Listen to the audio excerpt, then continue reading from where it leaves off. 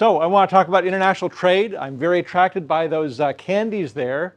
Actually, let me check this out just for a moment. Where did you get these? Did you get them around here? Oh, really?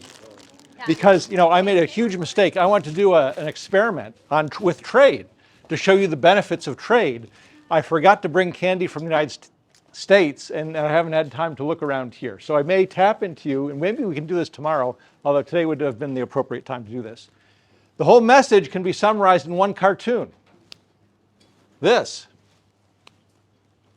What's trade all about?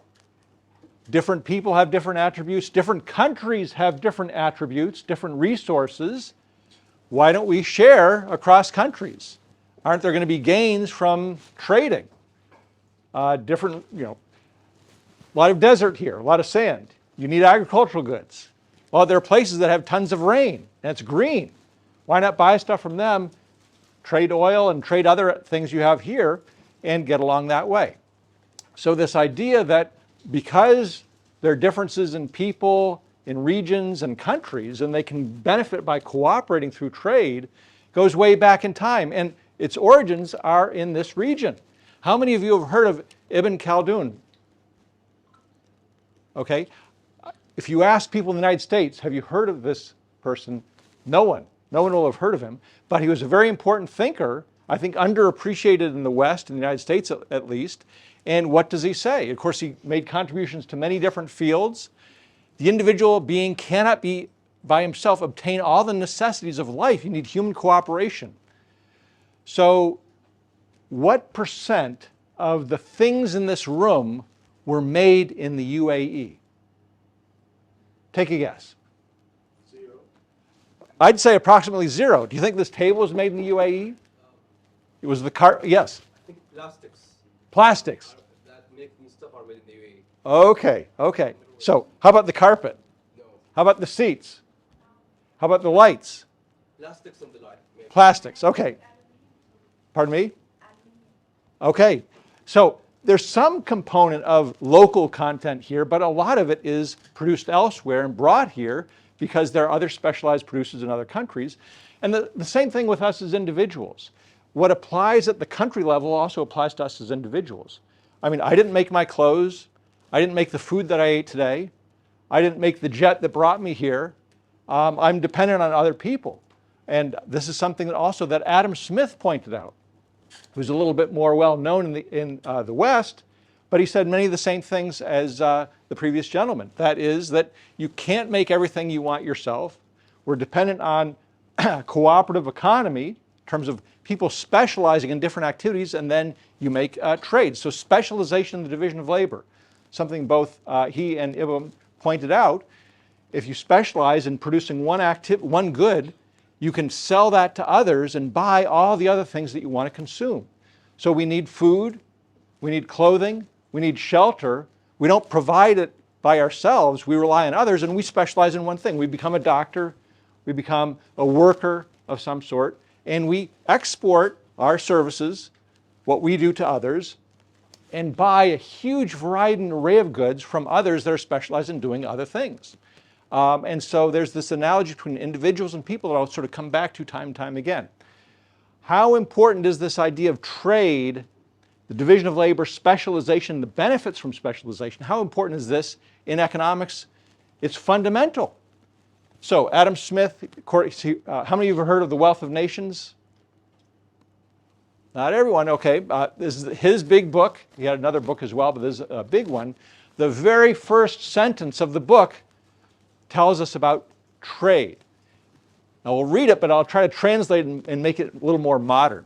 The annual labor of every nation, okay, the work that's done in a country, is the fund which originally supplies it with the necessary and convenience of life, which it annually consumes. That means GDP, gross domestic product, the value of the things that we need to consume, necessities and luxuries and conveniences, which consists always either in the immediate produce of that labor. Okay, so GDP is something we produce ourselves. We produce aluminum, plastics, some food and things like that, or what is purchased with that produce from other nations. In other words, we could also direct our labor to producing certain goods that we don't consume, but we sell to other nations. And then we consume by what other nations are producing. So it's that trade, that's the first sentence. That's the first sentence of the whole book. It's this thick.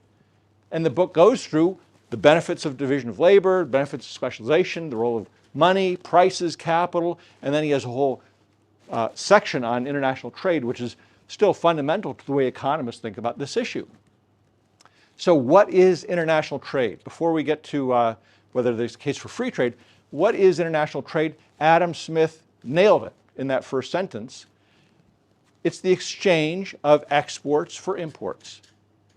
That's what we do as individuals when we work all day to earn a paycheck that we spend a little bit at the grocery store, a little bit at our doctor, a little bit at the mall, a little bit on our rent.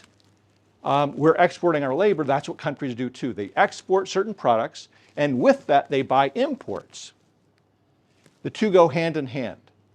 If you look at, sometimes you hear about trade deficits or trade surpluses. They tend to be relatively small compared to the overall volume of trade. If that country's exports go up, its imports can go up. The two are very, very much linked. Exports are the necessary cost of acquiring imports. So they're two sides of the same coin. You can't import without exporting. It's like saying, I don't want to work, but I want to buy a lot of cars and food and have a nice house. How can you do that? How can you not work and do that? Countries can't get away with that, just importing without exporting. You have to pay your way. You have to buy those things, and the way you pay for them is by exporting, which takes some of your labor. It would be nice if you sold us oil for free, but the price is not zero. Okay, you demand payment. You're crass enough to demand payment for all the. We have to sell Boeing aircraft and ICT things, computers and what have you. So it has to be a two-way street. Now. Just because they're both linked, imports are sort of the game. The purpose of exporting is not to produce more, it's not to create jobs, it's to buy those imports. So the imports are really the gain. Actually, if we could import without exporting, that would be great. If I could earn my paycheck from Dartmouth College where I teach, but just sit down, not teach, just get the paycheck, that'd be great. I'd import a lot of stuff I wouldn't be exporting. But it doesn't work that way. Life doesn't work that way. Countries don't work that way. But still, you're exporting to import. What's the gain in importing? Well, first of all, you can get some things cheaper. So yes, you could grow your own food in the UAE, but you wouldn't have a lot of variety. It might be really expensive and hard to do that. So you can get more stuff cheaper. That's one benefit. Another benefit is variety. So if you had to have your own car industry, you don't have a lot of resources, you just have sort of one sort of car. Instead, you have this huge array of cars, huge array of clothing, huge array of computers, huge array of electronics, because there's so many producers around the world. If you try to do it all yourself, you're not going to have that variety. Better technology. Probably the most important and underrated gain from trade is learning from others in terms of how to produce things. So you mentioned plastics and aluminum. How do you know that you are an efficient producer of both of those things? Because you can benchmark yourself against other producers in the rest of the world, and if they have really good capital equipment that allows you to produce things efficiently, you can buy that equipment on the world market. If you want to be an efficient car producer, you just don't start from scratch. You go to Toyota and say, sell us some equipment that makes cars, so we can start out very efficiently. And so that efficiency is very important because, as we'll see, efficiency is important for standards of living ultimately. So international trade is this wonderfully complex thing. I love going to ports. I love to see all the cranes with the cargo things and what have you. So I saw coffee. Someone got coffee. Yep, right here. Okay, you need that little caffeine to keep us going till lunch. Where'd the coffee come from? There's a great variety of coffee. A lot of countries produce it. They're in competition with one another. It's just, pretty amazing to think about this simple cup of coffee that we expect. When we get up in the morning, we expect our cup of coffee, but the amount of labor it took to bring that to you, all the people involved in the process, It's really mind-bogglingly complex. I don't drink coffee myself.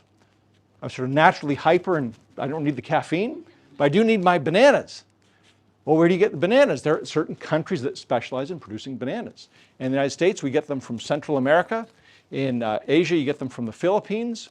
Middle East, you probably a little bit of both maybe, depending on the transportation costs and what have you. But it's wonderful to go down to the lobby of the hotel, go into Aqua, the restaurant. There's a huge bunch of bananas every day, fresh, delivered. All these people trying to bring these products to make sure that it happens, that you have that at your disposal when you exactly want it. It's sort of a miracle, a modern miracle. And it's not just banana. There's not just banana. There's different types. So depending on whether you want the big ones or the small ones, the sweet ones or the tart ones, I guess.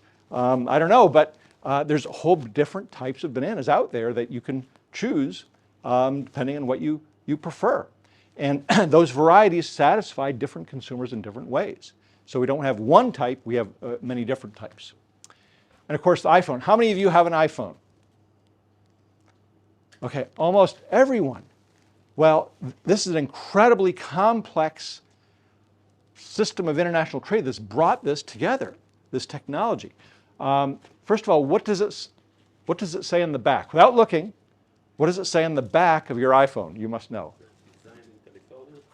Designed in California and assembled in China. Where is the iPhone made? All over the world. All over the world. You got the answer. That's it. All over the world. It's not manufactured in one place. It's assembled in China, all these different parts. So you can see all these different countries are cooperating implicitly through Apple, which is coordinating all this, producing the phone network, the Bluetooth, the audio controller, all this. I love to take products and smash them and break them apart and see what's inside. I haven't done that with a computer yet, but maybe with an old one I'll do that one day. All these different parts, components, and they're made in different countries. So some's in Japan, some in the US, some in the Netherlands, some in Switzerland, some in Korea, Japan, China. Glass, all coming from different places. And it's just remarkable so it's once again designed in California, but assembled in China, but really made in the world. And you can also break out who's contributing to that. Here's where international trade statistics get really messed up in many ways, because the US imports all of its iPhones from China, so we attribute the value to China. So we say we have this big trade deficit with China, but it's coming from China, but actually China only contributes about $6 to a roughly $200 component, iPhone, assembled iPhone. So that's why it's not made in China. It's not a Chinese product. It's a Korean product, a German product, a French product, a Japanese product, and a US product. The US, $24 of inputs. China's only $6 of inputs, but we're saying, oh, there's an import from China. And of course, there's a big markup. You go to the consumer, the unit cost is $200. You buy it for $600 because the design part is where a lot of the value is. The world's becoming a knowledge economy. It's not the aluminum and the other components, the sand.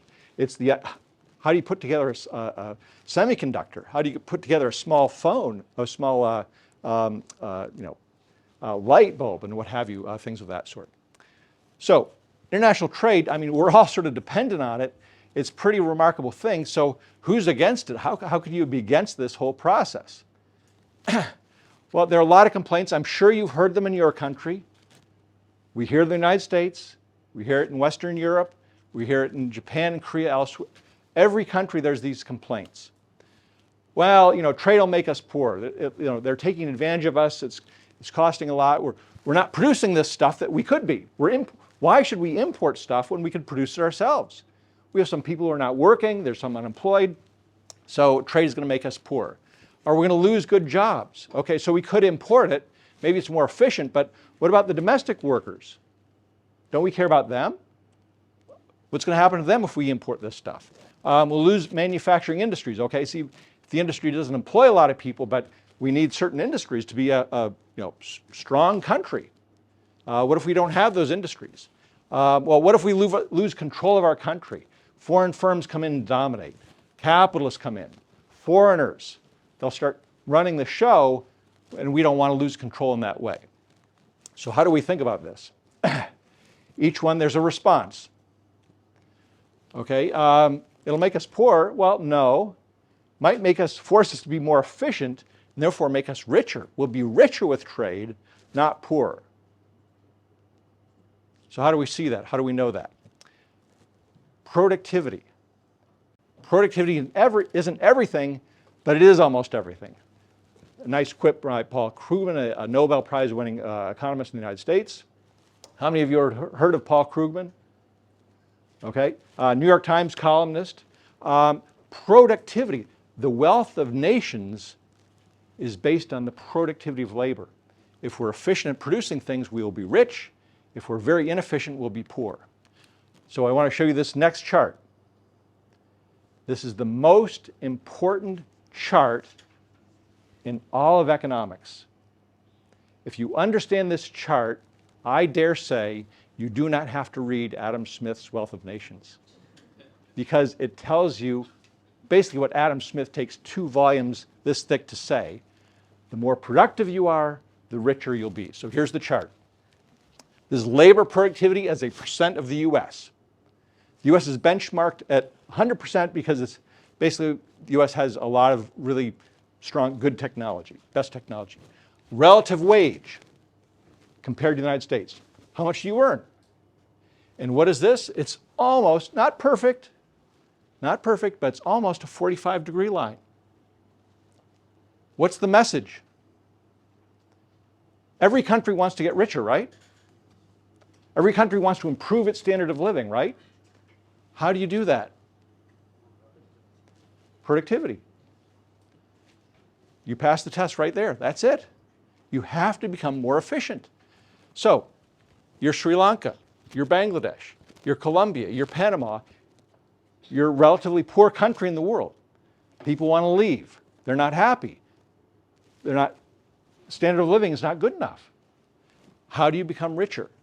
Do you get more foreign aid? Well, it would be nice if other people wrote you a check, but you can't count on that. As Adam Smith said, you can't count on the benevolence of others. So how do you do it? Hard work, productivity. You have to become more efficient. The great advantage, is there any advantage to starting down here? The percentage increase will be greater in the very early stages. Percentage increase in what? In wages, I think. Because of what? Of higher change in productivity. Okay, so if you're down here, why is it it's obviously very hard, right? These countries are, but what makes it easier? Well, there's technology out there, right? The US has technology, Western Europe has technology. What can you do? You buy it, or copy it, or steal it, or do something, and then you start moving up.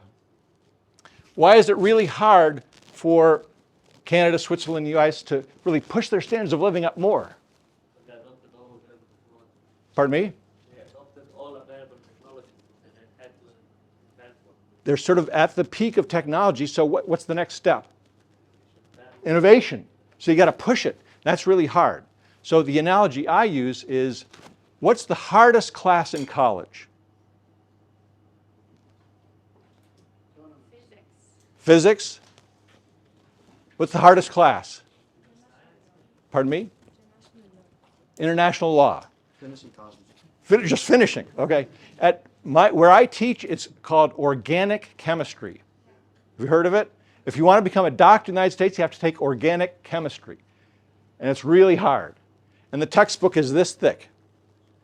Okay, how hard is it to take that textbook, put it in here so you know it? How hard is that? Very hard, obviously, because it's very hard to become a doctor. It's just a huge amount of material. It's very complex.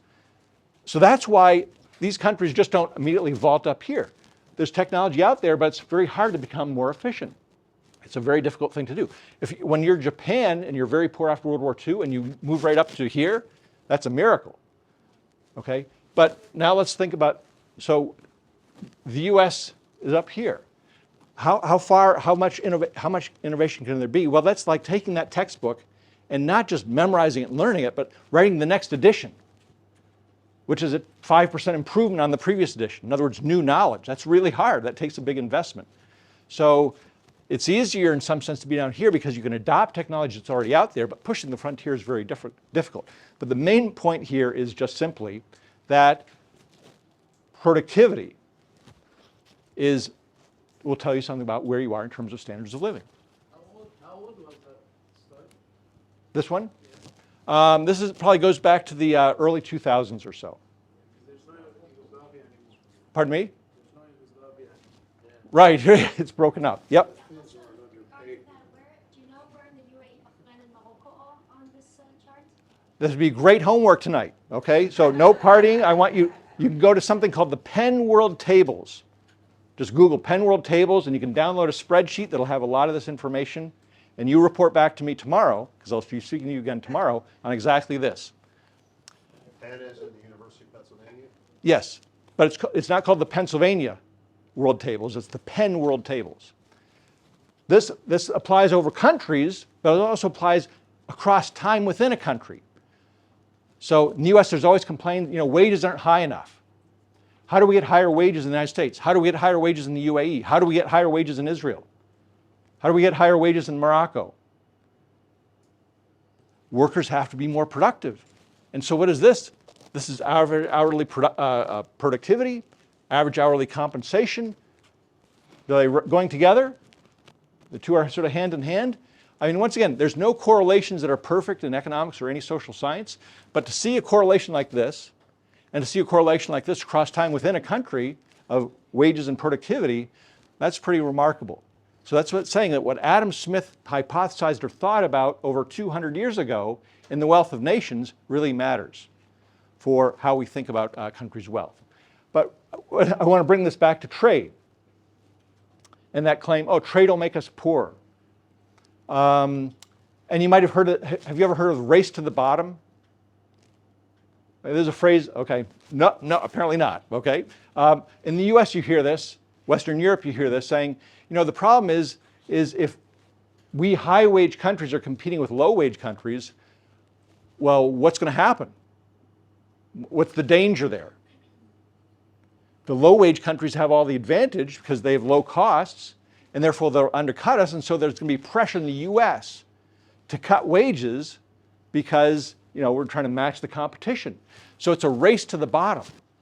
And if the US has high pollution standards and other countries have low standards, there's going to be pressure for us to reduce our standards, to reduce our costs so we can compete. So we're going to go to the bottom in terms of working conditions and things of that sort. So here's a test. This will show you how the world economy works in some sense. This is the worldwide wage pool in 1980. What do I mean by that? It's sort of average per capita income, very highly correlated with average wages, for the entire world by country, US at the top, and then going down, and the width is how big your population is, your share of the world's population. So here's the US, here's basically Western Europe, there's Japan. This is 1980. Why did I pick 1980? I'd say that's sort of a pre-globalization era. It's before the fall of the Berlin Wall. It's before many developing countries opened up. So there was world trade, but it just wasn't nearly as extensive as it is today. Middle income countries in Latin America and elsewhere. And then what do we have down here? Look at this, here's 0.5. So half the world is really poor, desperately poor. India, China. China, remember Deng Xiaoping?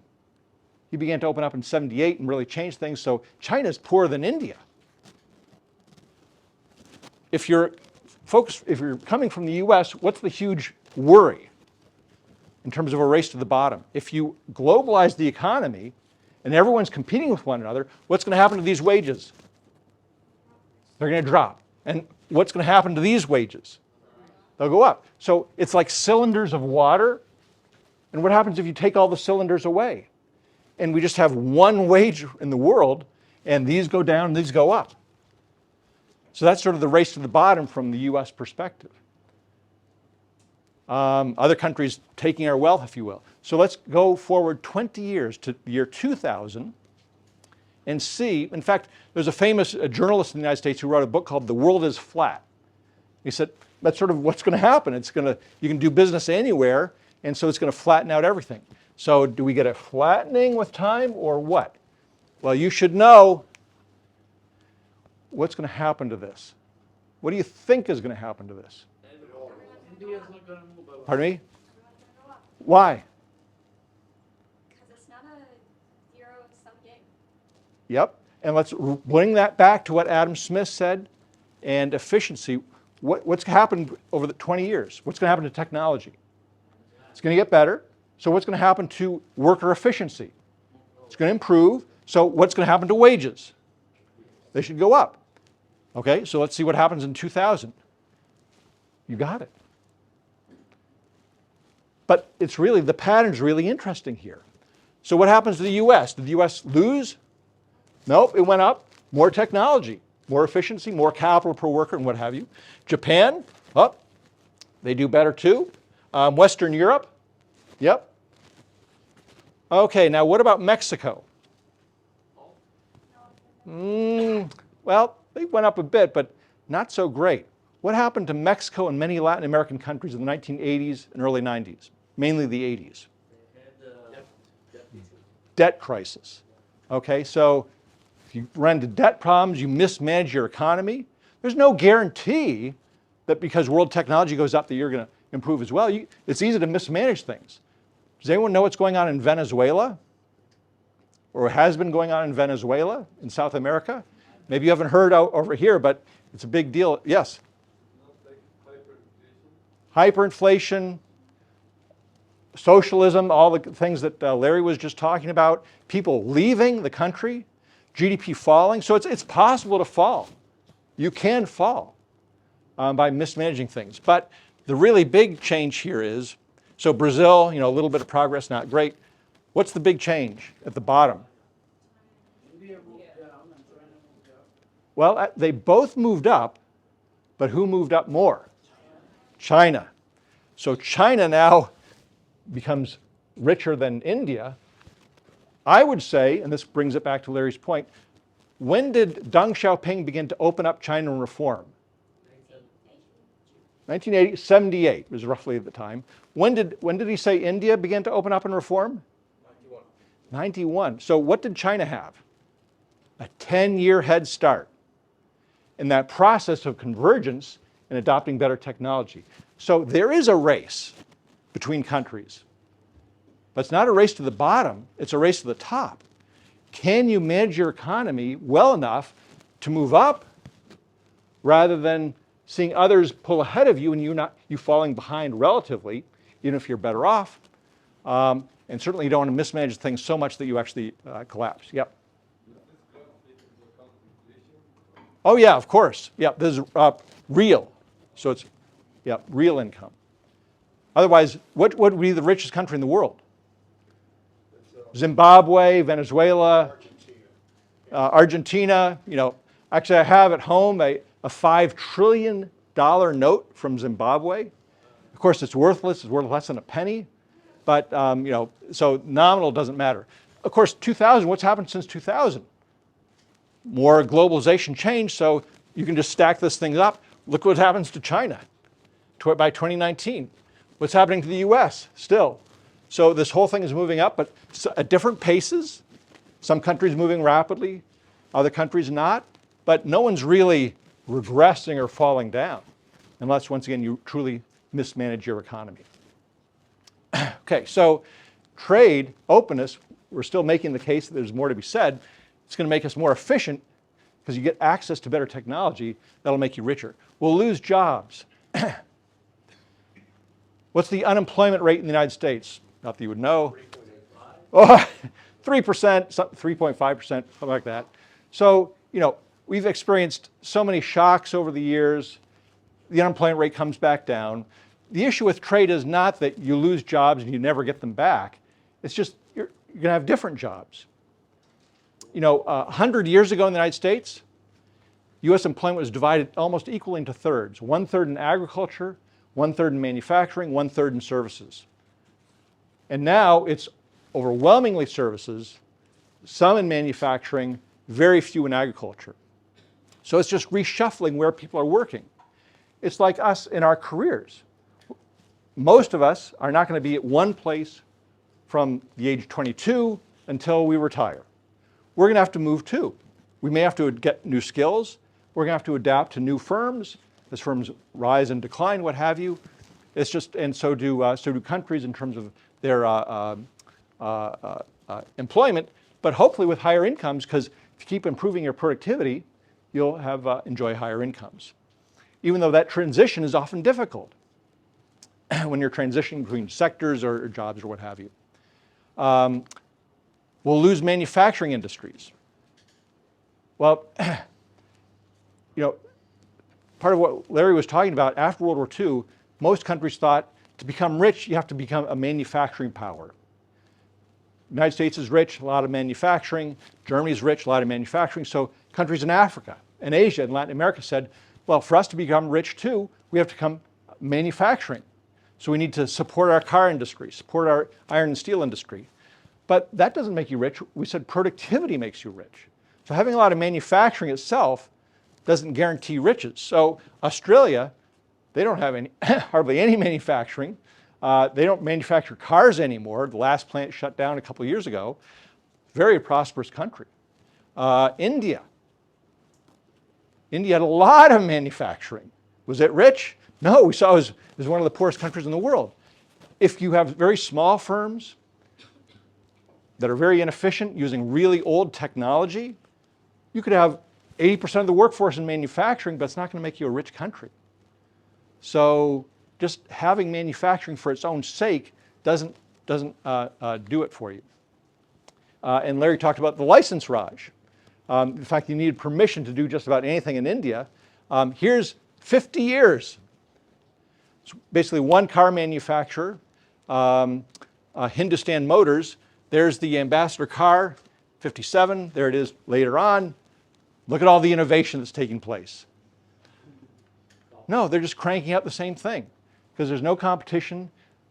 It's very difficult to import new technology, and so things don't change very much.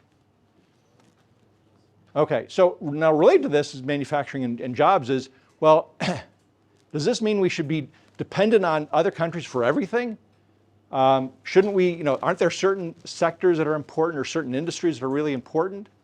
There may be, but what things should we make for ourselves? So what is this? Pardon me? Agriculture. Where? In a desert area because of the surplus on there. This is Saudi Arabia. So what was the view in Saudi Arabia? Well, why should we import all of our food, all of our wheat? Then we're completely dependent on others. And what if they cut us off? Or we need to be diversified. And so they started planting wheat in the desert. Now, what do you need to produce wheat? Water. And in the desert, you need a lot of it. So here it is. And they tried this starting in the mid-1980s, I think. And they gave it up in 2015. They were paying, because it was so inefficient to do this, they're paying producers $1,000 per ton of wheat when the world market price was $150. Can you produce wheat in a desert? Yes, you can. It's just very costly. So if you want an inefficient, that's inefficient. If you want to support that for some reason, okay, but it's not going to make you, it's not the way to get rich. Plow more and more resources into sectors where it's costing you much more to produce than the world market price. That's called not taking advantage of trade, and that's obviously was huge water expenses, and they've given up on that, and they're just beginning to go back to it, unfortunately, or fortunately, depending on whether you're getting the subsidies or not. Latin America, we talked about Chile a little bit earlier. Some countries are open, some countries are closed. Many countries they've had this history of protectionism, a lot of articles about how costly that is to consumers, to the economy overall, because you need subsidies to prop up these businesses, implicit or explicit. So Argentina produces its own cell phones. Argentina produces its own electronics. Not in Buenos Aires, but guess where? In Tierra del Fuego, which is at the very tippy bottom of Argentina near Antarctica, because there are tax breaks and subsidies to create employment down in Tierra del Fuego. So in Argentina, you pay twice the amount for a smartphone. It's assembled from foreign components. It's not very efficient, but they have the industry. So once again, just having the industry, if it's inefficient, it's not really helping out the economy in terms of being richer.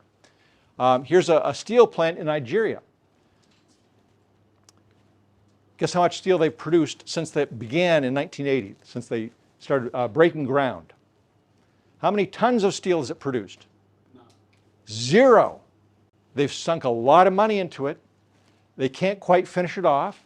It's not going to be efficient without state funding. And so, yes, you can have manufacturing. You can say, now we're going to be less dependent on other countries. Might cut us off from trade or what have you. We'll make it ourselves. There's a huge market in Nigeria for steel. Why don't they make the steel in Nigeria instead of importing it? It's very hard to do. It's very, very inefficient, and they keep trying to restart this every now and then. So just as there are gains from trade, there's cost of protection, cost of propping up certain sectors that are inefficient, and that inefficiency means lower standards of living. So we'll lose sovereignty, we'll lose controls to foreigners or what have you. Okay, so India kept out Coca-Cola for many decades. You couldn't buy Coke in India. Why? There's a mentality in India, we don't want big foreign multinational companies coming in and extracting profits from us and exploiting us, because that's what the English East India Company did. And so that's what multinational companies do. They exploit, and we don't want exploiters. Okay? Did that make everyone happy in India? You don't have Coke, but you're not being exploited. Okay? Toyota, here, are they exploiting? Anyway, we can go into that more, but there's this wonderful quote from Joan Robinson, who's actually sort of a Marxist economist, but she said, the misery of being exploited by capitalists is nothing compared to the misery of not being exploited at all. Because if Toyota wants to come in, if Coca-Cola wants to come in, they're going to be hiring workers and bringing in technology. That's going to raise wages. So they're taking advantage of low-wage workers, but they're also providing a service and they're also providing jobs. That's hardly exploitation. That's why countries that are open to foreign investment tend to do a lot better than countries that say, no, no, no, we don't want to be exploited. Because wages go up, the more capital there is around you. So it sort of comes down to this. Where would you want to be? In a closed economy or an open economy? And here are different countries and different regions.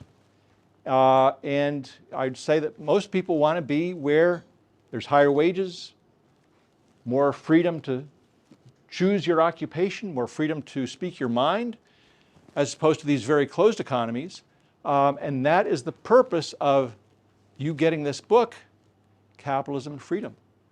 Because there's a link between, notice it's not just that there's not much trade going on with these countries, it's that it also goes along with a different system. These are not all democracies, but they're all much freer societies in terms of reading what you want to read and things of that sort. That's exactly the message of capitalism and freedom. Wouldn't correlation and causation make you shouldn't confuse both? Absolutely. So that's why we're going to plug on, we're going to go on further. Okay, so there's more to be said. And so let's get to it. This is exactly getting to your point. Okay, so we talked a little about what trade is and some of the complaints against it. But so what is a country's trade policy? The way to think about it, the way economists think about it, is a spectrum. Okay, and there's sort of one extreme. What does autarky mean? What does that word mean? Have you heard of that word in English? What does it mean? It's all by your own. All by your own, self-sufficient. Pardon me? North Korea style. Yeah, exactly. Yeah, autarky means no trade, self-sufficient, just isolation. And the opposite end of the spectrum is you're open. You're open to trade, ideas, goods, services, capital, things of that sort. And are there many countries there? No. Are there many countries right here? Sort of. But most countries are on a spectrum. So most Latin American countries would be here. Most East Asian countries would be here. And countries move left to right or right to left or what have you. So there's a mix of things out there that we can observe and try to infer exactly your point about what is the contribution of trade to wealth of nations. Well, the first thing is autarky is tough. Remember I said there's this analogy between an individual and a country? So what would it be if we all became autarkic? We're going to make our own clothes, we're going to make our own food, we're going to make our own laptops. If we need a tissue, what are we going to do? We find something, a leaf. So people have tried this in the US. It doesn't work out well. People say, I don't like modern society. I don't want to trade with anyone. I don't want commerce. And they paid for it with their life. And of course, we've talked about this already. What is this? This is a picture of the Korean Peninsula at night. This is hard to believe, but I think I have a slide on it later. As late as 1970, which I know is a long time for many of you, but for some of us, not so long ago, at least we remember it. As late as 1970, it was difficult to know if North Korea or South Korea was richer. It was pretty close, because after the Korean War ended in the 50s, North Korea was richer than South Korea. North Korea had the capital. North Korea had what was then skilled labor. North Korea had the resources. And I'll show you some pictures about that later. But obviously you can see what's happened. And this gets to Larry White's lecture, two different systems. Run it over time, see what you have. And there's Pyongyang right there. That's about it. That's about all the lights in North Korea. And there's a border there somewhere, and there's China. And that's South Korea, a blaze of lights. And you can see it there now with Japan as well. So how many of you have bought a North Korean product? They don't import, so they don't export much. So there's just not a lot of trade. That's about as close to autarky as you could possibly get in the modern world. So if we think that moving from autarky to trade is an improvement, how do we show that? How do we know that? What is the case for freer trade or free trade? So there's sort of four ways I just want to go through this. There's theory. Some people make the moral case, some people make the political case, then there's the empirical case. So how to think about this? So the theory case is this is what economists tend to do a lot of, come up with a mathematical model or just the idea. Not testing it in the real world, but just the idea of trade as an improvement. So Adam Smith, that's sort of what he did a bit. He made the case for free trade. He also made the case against import restraints and talked about how they were costly.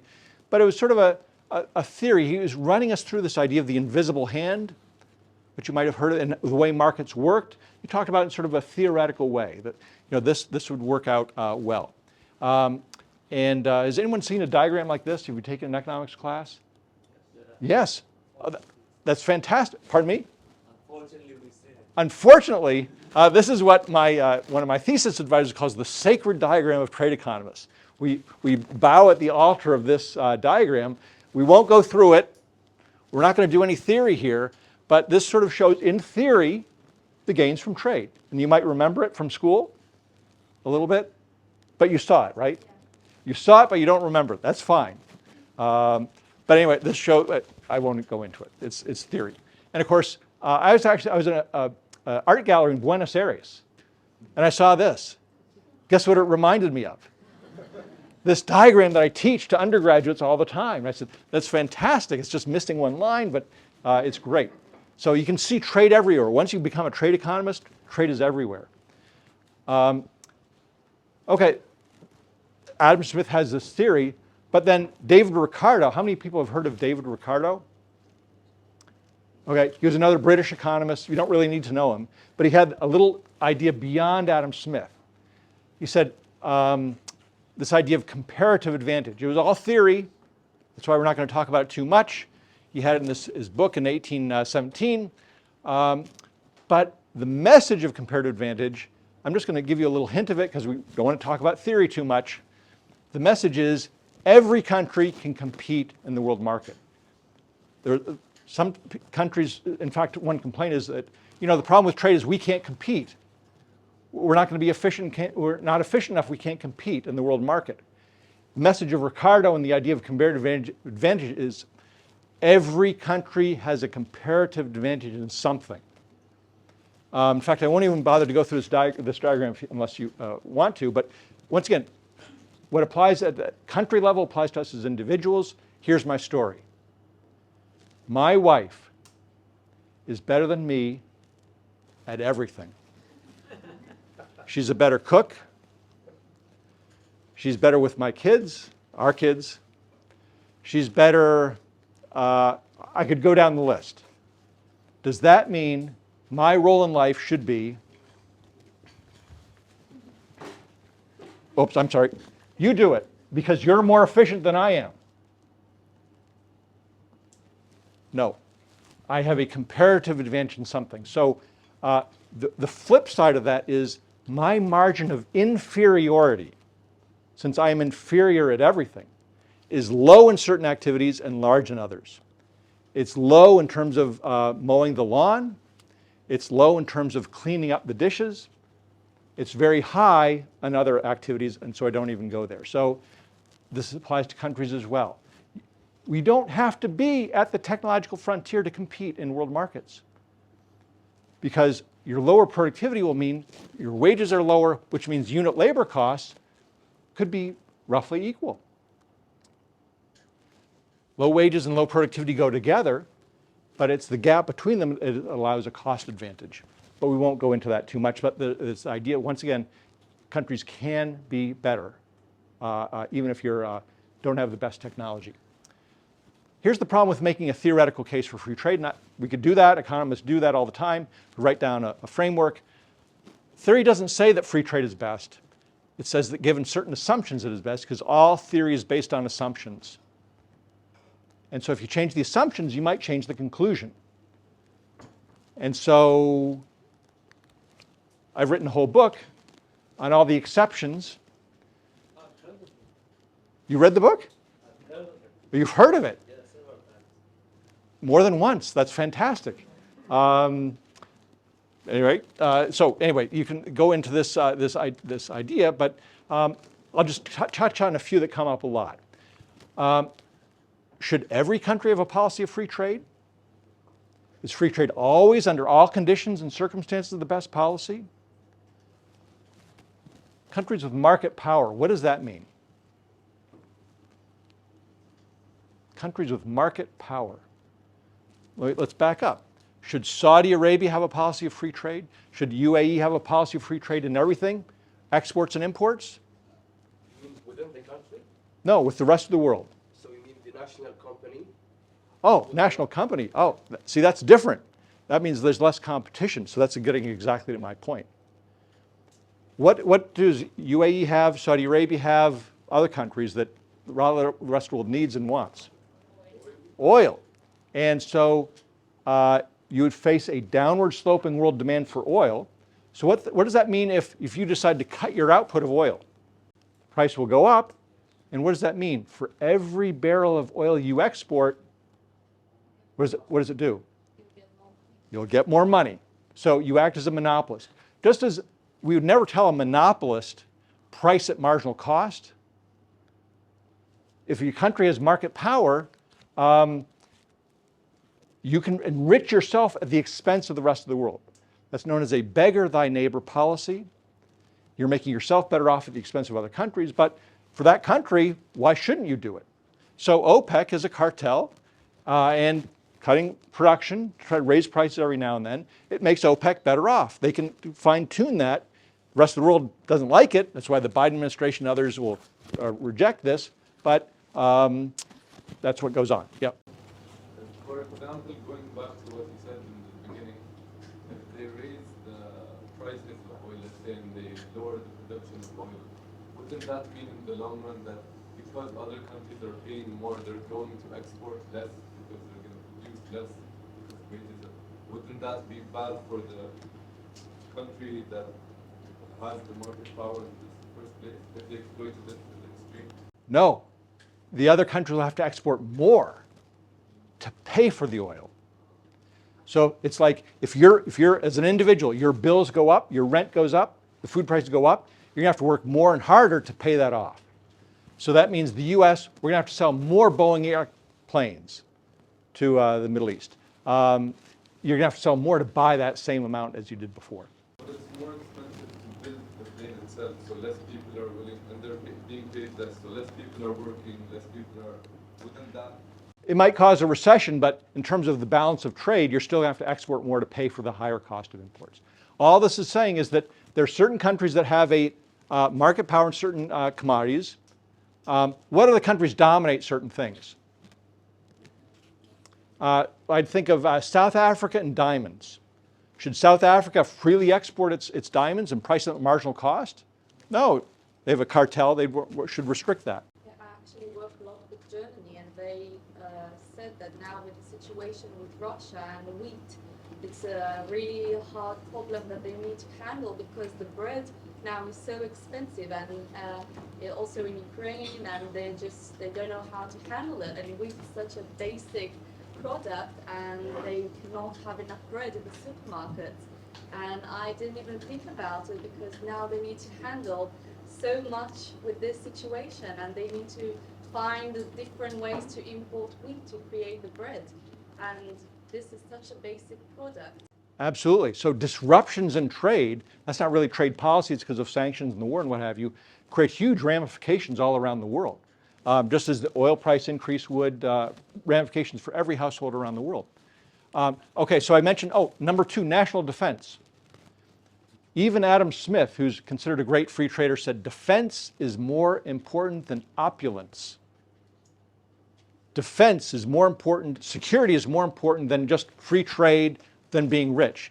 You have to be willing to pay a price to ensure your security. How does this manifest itself today? Semiconductors. So what does this Bloomberg article say? The world is dangerously dependent on Taiwan for semiconductors. So here's the world semiconductor market. Here's the US. Guess what? The US is the largest player in the semiconductor industry. Europe is pretty big too, and then Asia. Except there's one difference here. You know, the US has these great innovative firms. But what's the pink? Foundry. What is a foundry? They're the ones that stamp out the semiconductors. Where are they? Not really in the US, not really in Europe. Where is it? Korea and Taiwan. What's the risk there? China, in the case of Taiwan, and in the case of Korea, North Korea. What are semiconductors? Do you have a phone? Do you have a computer? They wouldn't work without a semiconductor. It's the little chip, silicon chip, that has memory, processing. It makes all this stuff work. It makes light works. If we don't have semiconductors, we're screwed, as we'd say in the United States. Life as we know would be really messed up. Most importantly, the advanced weapons need semiconductors. Advanced weapons need semiconductors, what have you. So there's a geopolitical risk here. This is a risky area of the world for war and what have you. And if we're producing all of our semiconductors in these just 2 countries, well, we talked about specialization and the gains from specialization. This is extreme specialization, but if geopolitics isn't in your favor, then that's a little risky. And even Adam Smith said you might want to think about some alternative policies. Domestic income distribution and identity, it's an exception. It's not really an economic one, but it could be. You know, what is admirable about UAE, coming from the US, is how well managed your resources are, particularly your oil resources. Because in many other countries, if there's some natural resource like this, it would line the pocket of the leader, it would be wasted, there would be corruption. You can think of Latin America and Africa and think of all sorts of countries. And here it's going for infrastructure and better healthcare and what have you. But you could imagine, like you talked about Chile. Chile exports copper, a lot of copper. What if one family owned all the copper mines? monopoly, corruption. And you might say, oh, is free trade good because it's going to redistribute income to copper producers?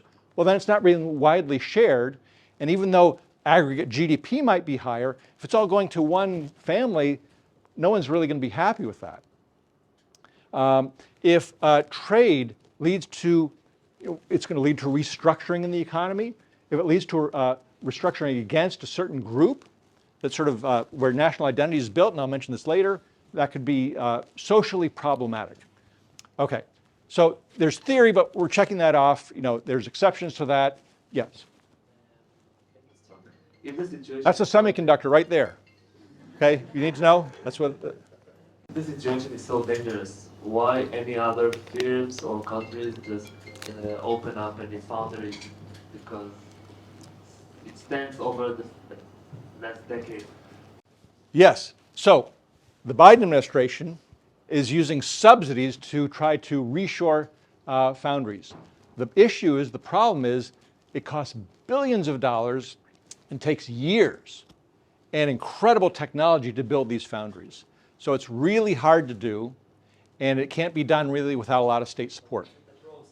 They're starting a process, yep. I'm going to push back on only one thing you said, Uh-huh. so far, which is that the Biden administration got through a very large bill for semiconductor expansion in the U.S.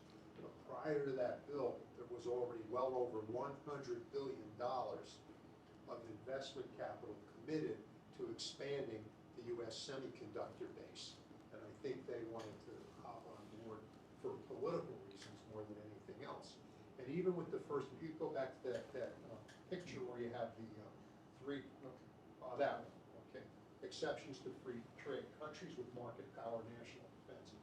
One can make an extraordinarily strong argument that even when there's countries with market power, there is multi-year adaptation. And Saudi Arabia and the UAE have, wonderful God-given amounts of petroleum that they're developing.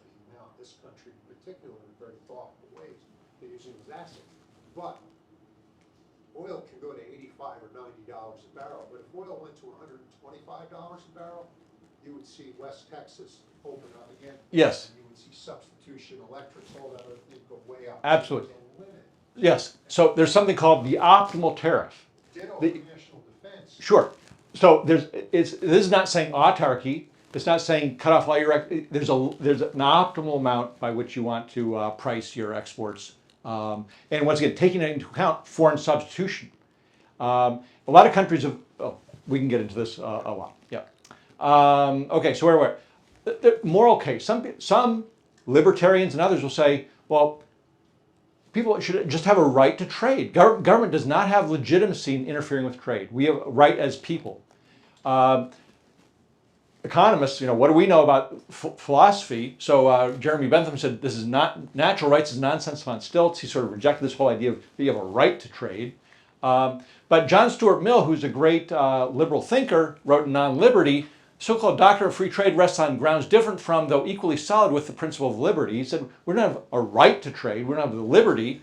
And he said, the problem with protection or trade interference is that it doesn't produce the results which is desired to produce, but the principle of individual liberty is not involved in the doctrine of free trade. So you could have whatever philosophical principle you are, but we live in a world where governments do intervene in trade. It's hard to just say a priori, I have a right to trade, and therefore you government officials get out of the way. Political case. Okay, this is made by statesmen, politicians, and others. They don't understand David Ricardo or Adam Smith. They may have some vague notion of the gains from trade, but there's this view that goes back to Montesquieu, another great liberal thinker. The natural effect of commerce is to bring peace. The idea was, if you have some resources that I want and I have some resources that you want, one way in which we can do this is I can just grab your resources. I can just take over your country and conquer you. But why do that? Just peacefully trade. It's a substitute for war. You don't have to fight over stuff. Just trade for it. And this is what Montesquieu said, that the more trade there is, then it's forcing cooperation. It's allowing for cooperation. And Richard Cobden, who is a British politician and thinker too, said, the free trade principle draws people together puts aside the antagonisms and unites us in eternal bonds of peace. A very optimistic view of how we should get along in the world, but actually there's something to this. You know, we economists, we tend to be hardcore, what's the economics? This is a little more vague about how countries are going to react. He was involved in something called, well actually, who is Britain's great enemy? This is going back to, this is around 1850 or so, 1840. Who do they always fight with? France. So I went to Wikipedia. And it's hard to find a year when they weren't fighting. So I wanted to list all the wars. Well, these are all the wars. Middle Ages, late Middle Ages, 1500s, 1600s, 1700s. You know, you have to piece out when they're not fighting. Okay, and it's very few years. So what Cobden did is he said he believed this idea, and so he, as a representative of the British government, helped negotiate an agreement with Maurice Chevalier, not the actor, but minister from France, called the Cobden-Chevalier Treaty, a trade agreement between Britain and France in 1860. How many times have Britain and France fought since that? No. They fought together. They fought together. In other words, it bound the economies together and they became allies. Now, from an economist standpoint, there's this issue of causation. So it could be they became friends and they said, okay, let's trade more. Or it could be let's trade more and then they became friends. So it's hard to disentangle, but it's certainly the case that this was a way of cementing a positive cooperative relationship between these two countries. The U.S. has believed this too. Cordell Hull was a Secretary of State in the 1930s and 40s, said, I will never falter in my belief, and he believed this because of World War I.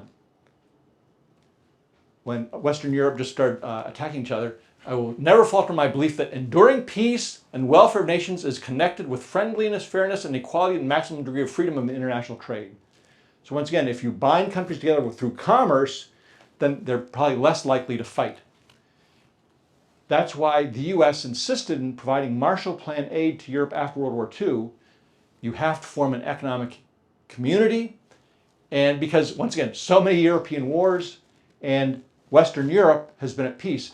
You know, look at this. World War I, World War II, Franco-Prussian War, Napoleonic Wars, 19th century, 20th century, huge, devastating, costly wars. And the European Union was awarded the Nobel Peace Prize. How can you award a Nobel Peace Prize to an institution? Well, the Nobel Prize Committee did because they thought this cemented these bonds. NAFTA, North American Free Trade Agreement. Why did the U.S. want to join with Mexico in a free trade agreement? I can go over the economics of it. The gains to the U.S. were not going to be all that great because the U.S. already had really low tariffs on Mexican goods. There weren't really many barriers, but we thought it important to sign an agreement. Mexico wanted it for the economics, but the U.S. wanted it for foreign policy reasons. If you ever travel to the U.S. sometime, come to the U.S.-Canadian border. 3,000 miles, peaceful, very quick across. There's no question. Mexico, completely different story. We've always had problems on the southern border.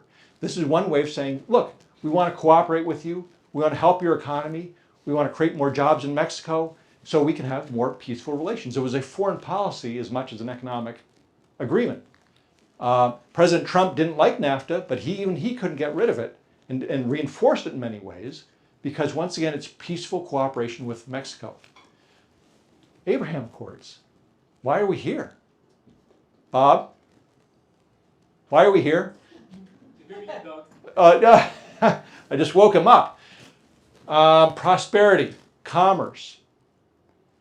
Once again, after so many years of fighting and tension, try to reduce that by getting people together and cooperating instead of fighting.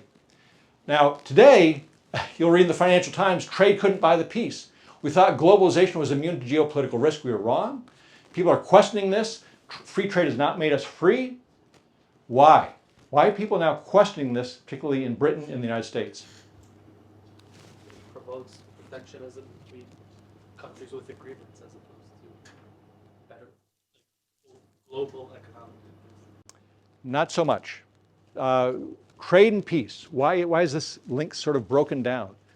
Well, you mentioned something just a moment ago. What did Russia do? invaded Ukraine. They use it as an advantage to get their needs. Sometimes, like the U.S., when a country does something against their ideas, they put sanctions. Sanctions on, yep. So that means that integration does not necessarily lead to peace. The fear is also with China that, the U.S. opened its market to China. We really integrated with China. Did China become more prosperous? Yes. Did it become more democratic and liberal and open-minded? They might have, they want to expand maybe. So there's a lot of tension there. So Paul Krugman here says, is this the end of peace through trade? So a lot of people are questioning this now. He says, not exactly, but it's lost a lot of force lately for several reasons. So you can get into that. But then there's also pushback. The West shouldn't give up on gentle commerce yet. Gentle commerce, that's Montesquieu's phrase for trade will. So in the US at least, there's a great deal of worry that China will try to invade Taiwan and take over Taiwan. What if in 20 or 30 years, that's sort of the window most people are talking about, China doesn't invade Taiwan? We don't know that they will. What if they don't? Well, it could be we look back on this and say one reason they didn't is because they realized the economic cost would be really high. So I'd say we don't know yet, and certainly there's hope for trade and cooperation and peace. But more to be said on that.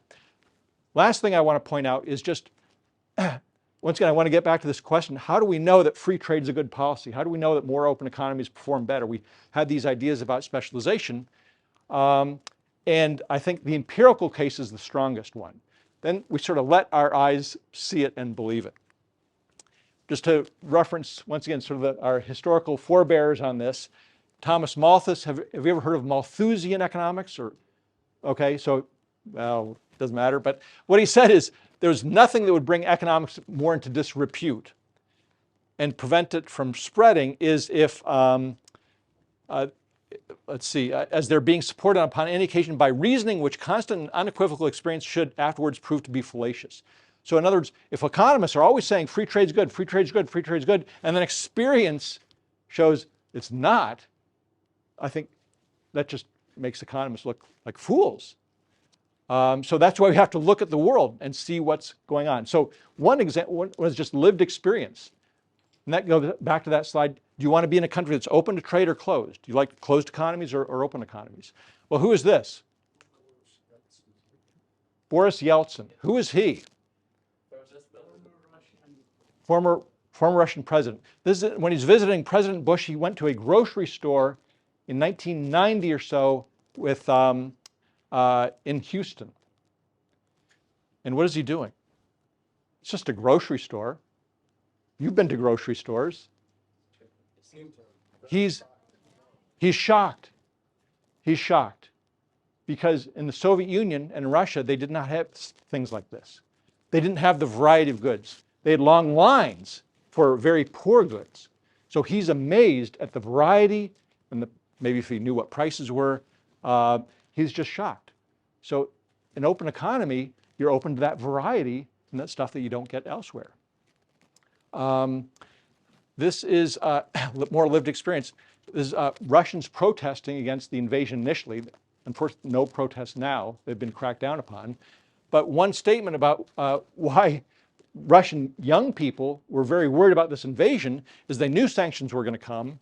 And here's someone who refused to give his last name, predicted that Russian people will only get poor because we depend on international trade so much.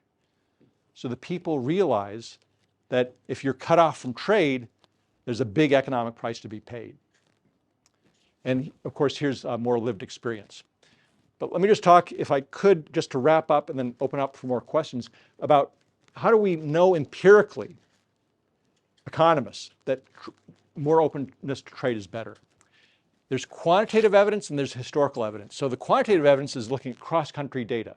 I'll just mention one paper, and this is astounding. This is a paper that appeared actually by a colleague of mine in 2019.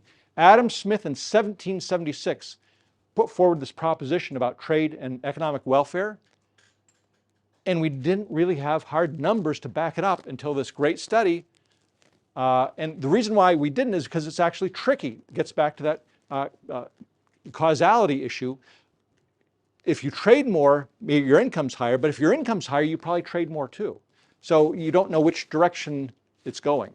At any rate, what he found was, using the best methods we have available, a 1% increase in trade will increase GDP by 0.5%. And that's a robust finding across countries. So that's pooling all sorts of countries together and putting them together. But what I think is really the most compelling evidence is just looking at individual countries, seeing if they open up, do they do better? If they close, do they do worse? So here's just, most countries have been trading for thousands of years. Think about Italy and the Roman Empire, which I'll talk about tomorrow. It's been trading, more or less, sometimes open, sometimes not, for a long time. It's hard to know. But there are actually a few cases where countries leap from autarky to free trade or back, and we can observe what goes on. So the U.S. had an embargo. This is crazy. The U.S. had an embargo on trade for 1 year. No trade. In 1808, it's a long time ago. President Thomas Jefferson, it's because guess who was fighting back then? Britain and France. Okay, they're always going at it. The U.S. is in the middle, and all of our ships were getting confiscated by the British or the French. So we said, no more ships on the seas, no more trade. And so we declared an embargo, just to keep our sailors safe. Here's the quiz question for you, economics. As soon as that embargo goes in place, no more trade, what's going to happen to the price of imported goods? Why? Yes. And guess what? We have monthly data, and we can see when the embargo is declared, a few ships come in, then no ships are allowed, and whoop, prices go up 30% in a span of 4 or 5 months. All of a sudden, the price of imported goods goes way up. What's going to happen to the price of exported goods? Goes up. Down. Why do you say down? Because you want to sell them in cheaper prices because it's really complicated to sell them.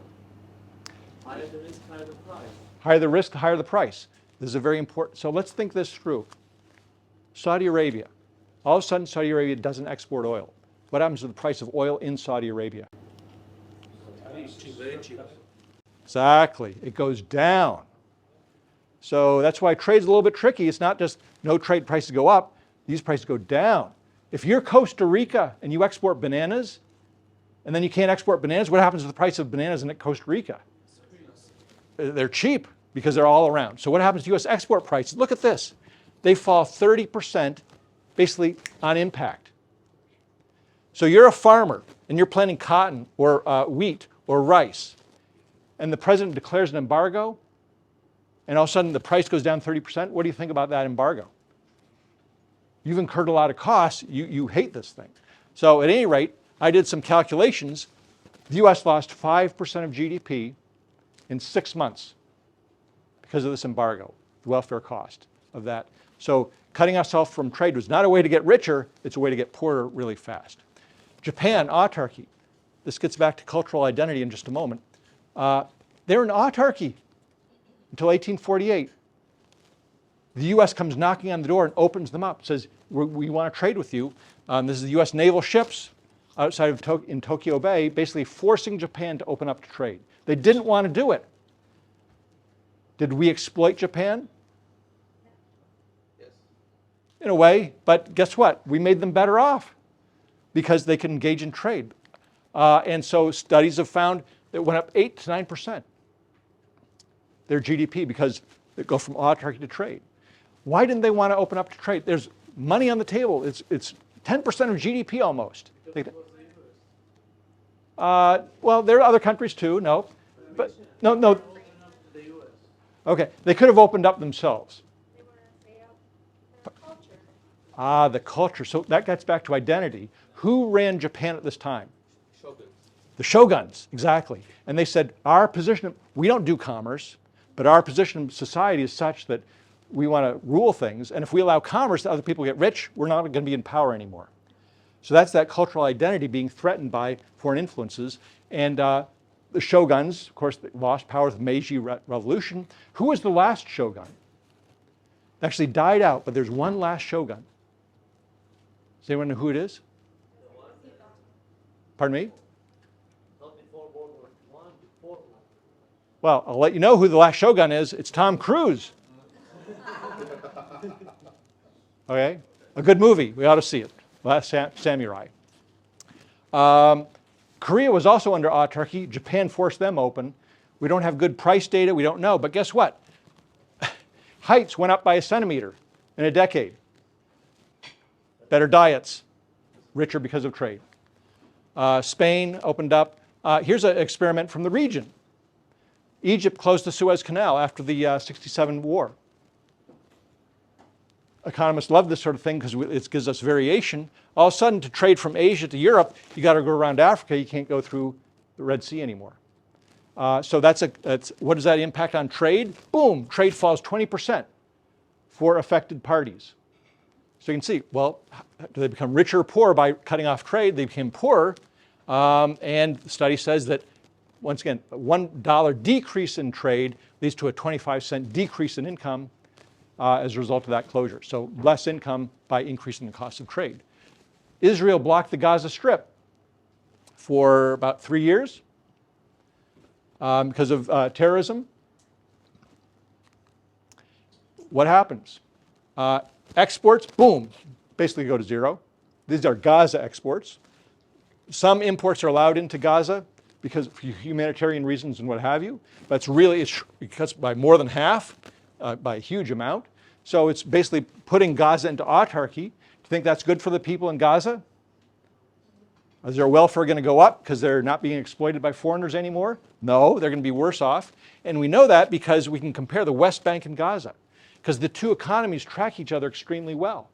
But during the period of the embargo, or the blockade, Gaza goes down in terms of consumption, while the West Bank was going up. And then as soon as it was lifted, the blockade is lifted, they converge. And so you can calculate what's the cost of that. And household welfare falls from 17 to 28% by being cut off from trade. Labor productivity, this is a big one, labor productivity falls. That's your technology is regressing by a huge amount. That's shrinking your economy. Not very good for the economy overall. But they still got KFC, because you can smuggle that underground in tunnels from Egypt into the Gaza Strip. Everyone know what KFC is? Is it good? You don't like it? How many people like KFC? How many people don't like KFC? I haven't tried in a long time, so I was just curious what you thought.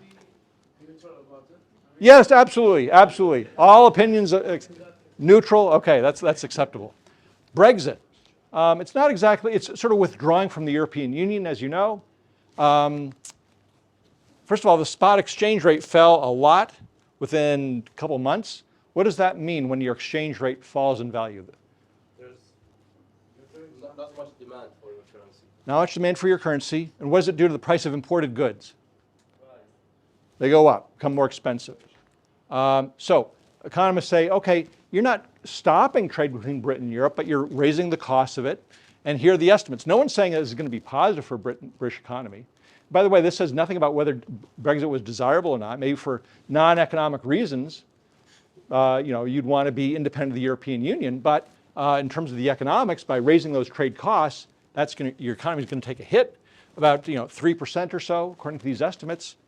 Missing out on global trade rebound. Here's British exports after they finally withdraw, have been lagging compared to other countries. Here is export varieties, boom, collapsing. They're not exporting as much, Britain. Here's GDP. The doppelganger, the red, is just sort of a hypothesis about how the British economy would have evolved in the absence of Brexit. And there's a gap here of 5% or so in GDP. There's a gap here of 11% in investment. And there's a gap here in total trade of about 7%. So there's a lot of growing evidence that just Brexit itself cost the British economy. And what that means is, well, people can sort of see it. And so it's called regretting. Do you think Britain was right or wrong to leave the European Union? Back when the referendum was held, it was a little more people against than wanted to pull out than stay in. But now people say, whoop, it wasn't the right thing, it was the wrong thing, because the costs are pretty evident. Russian sanctions, obviously, there's a lot of estimates that the Russian economy is contracting. And so where does this leave us? closures hurt. Notice some of those are forced openings from the rest of the world. Some are voluntary. Some are forced openings. But does a voluntary opening bring gains? So closures hurt. Do openings bring gains? We mentioned before that if you're way behind other countries in terms of technology, that you have this opportunity to catch up. And so there's a big difference between countries at and behind the technological frontier. If the US were to unilaterally open up its market, first of all, its trade barriers tend to be pretty low, but if it opened up, there are going to be static gains from trade, but not a huge boom. But if you're a much poorer country and you open up, there's a great potential there. And so this sort of way to diagram it is that there are these gains from trade out there, and if you open up, your growth rate will accelerate as you get to your new higher income level. And the question is, do we see this? I'll touch on this. I'm almost out of time, so we'll touch on this a bit tomorrow. But there's a great wave of trade liberalization that took place in the late 1980s and early 1990s. And this, once again, provides us with sort of evidence about what happens when countries open up. So I've got a paper that sort of reviews this evidence. You can find it on my website. And lo and behold, growth rates go up when a country opens up, depending on the timing. Investment rates go up. That's one of the big things that happened in Mexico. They got a lot of foreign investment, and domestic investment went up with NAFTA. And you can look at country by country, compare an alternative path based on no reform versus the actual path. And there's some big winners. Some it's a little bit more closer, like the Philippines. Don't have time to go through all of these things. I'll just mention Morocco. How many people are from Morocco? Do you know what happened in your country in 1985 in terms of trade policy? First step of opening up. What happened in 2000? I think around 2000. You signed an agreement with the European Union, and trade bloomed between Morocco. And so what you can see here is this 1980s one. Morocco did much better than the counterfactual path. Those are the benefits to Morocco from having opened up to trade. But you can see here for Egypt, not so great. In other words, it didn't work out so well. So these studies sort of show there's a heterogeneity. Some countries do very well, some countries don't. On average, though, liberalizers do much better than those non-liberalizers by 15 to 20 percentage points of income. That's astounding. And this is something I'll come back to tomorrow, but here's where they leave us. Is there any other single policy prescription of the past 20 years that can be argued to have contributed between 10 and 15 and 20% to developing country income than opening up to trade? You know, economic policy is incredibly complex, but opening up to trade, if it has this sort of payoff on average, not for everyone, but on average, that's astounding. So in the interest of time, I think I will, here I am. Open economies are freer and more prosperous than closed economies in general. But take everything I said, there's studies that show various things. Trade is an opportunity, not a guarantee. So that's the one caution I'd leave you with, is trade has great potential benefits, but doesn't mean if you are a developing or an emerging market that just cutting tariffs, saying our job is done. There's more to it than that. You have to be able to take advantage of that trade. You need other regulations and rules may have to change in terms of property rights, rule of law, all sorts of things. If you don't do those other things, you have a hyperinflation. You don't change the value of your currency to adjust for that. It's not going to work out well. So it's an opportunity, not a guarantee. It'll get you in the right direction, but you have to do other complementary policies as well. And I think I'll leave it at that. So, okay.